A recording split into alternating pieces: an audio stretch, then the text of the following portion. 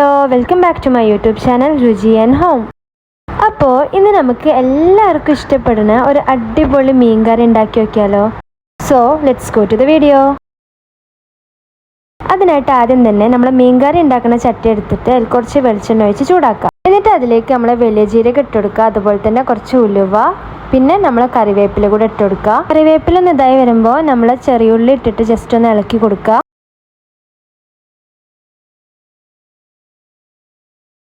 നന്നായി ഇളക്കിയതിന് ശേഷം വെളുത്തുള്ളി ഇഞ്ചിയും ചെറുതായി എരിഞ്ഞതൊന്ന് ഇട്ടിട്ട് നന്നായിട്ട് ഇളക്കി കൊടുക്കുക.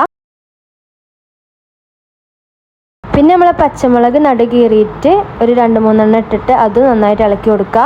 ഇതൊക്കെ നമ്മൾ എരിവിനനുസരിച്ചിട്ടാണ് ഞാൻ ഇട്ട് കൊടുത്തിട്ടുള്ളത്. പിന്നെ ഒരു ഹാഫ് സവാള എടുത്തിട്ട് അത് നന്നായി വാട്ടി കൊടുക്കുക. അതിൻ്റെ ഇടയിൽ ഞാനിവിടെ കുറച്ച് ഉപ്പും കൂടെ ചേർത്ത് കൊടുക്കുന്നുണ്ട്.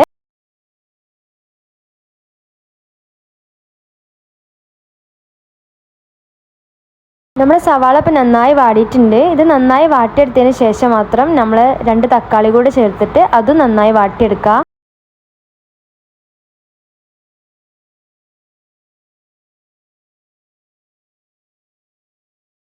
ഇനി നമ്മൾ ചട്ടി ഒന്ന് മൂടി വെക്കുക.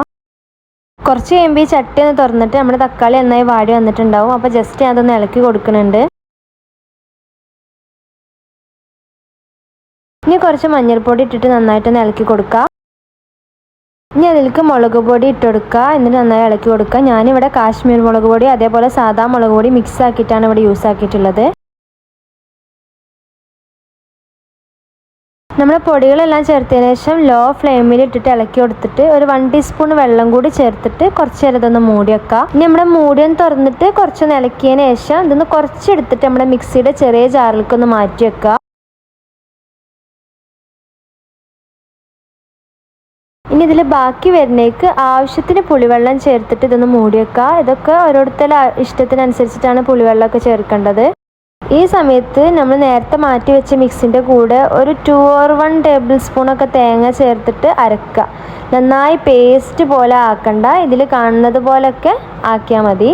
ഇതാ ഈ ഒരു കൺസിസ്റ്റൻസിയിലാണ് നമ്മളെ മിക്സ് വേണ്ടത്. ഇത് നമ്മൾ ചട്ടിയിലേക്ക് ഇട്ടുകൊടുത്തിട്ട് അതിലേക്ക് നമ്മളൊരു ആവശ്യത്തിന് മീൻ കറിയിൽ നമുക്ക് എത്ര വെള്ളമാണോ വേണ്ടത് അതിനനുസരിച്ച് ആവശ്യത്തിന് വെള്ളം കൂടെ ഒഴിച്ചിട്ട് നന്നായി തിളപ്പിക്കുക. എന്നിട്ട് അതൊന്ന് മൂടി വെക്കുക.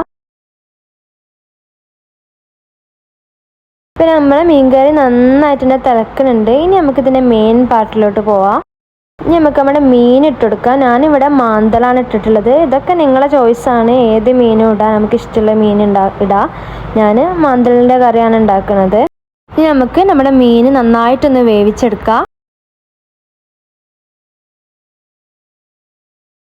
ഈ മീൻ കറി നന്നായിട്ട് തിളപ്പിച്ചെടുക്കുക. മൂടി വെക്കണം. മീൻ ഇട്ടതിന് ശേഷം നമ്മൾ കുറച്ച് സമയം മൂടി വെക്കണം. എന്നിട്ട് നന്നായി തിളപ്പിച്ചെടുക്കണം. അപ്പം മീൻ കറി നന്നായി തിളച്ച് വന്നിട്ടുണ്ട്.